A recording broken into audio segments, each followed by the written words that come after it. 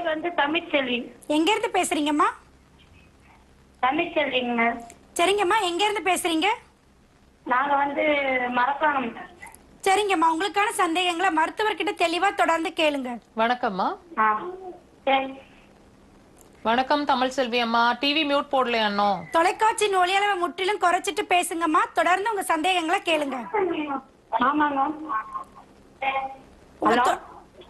உங்க சந்தேகங்களை நீங்க கேட்க ஆரம்பிக்கலாமா? மருத்துவர் கேட்டுட்டு இருக்காங்க. இல்லைங்க மேம், எங்க வீட்டுக்காருக்கு வந்து நுரையீரல் பிரச்சனை, கல்லீரல் பிரச்சனை இருந்தது மேம். சரிம்மா.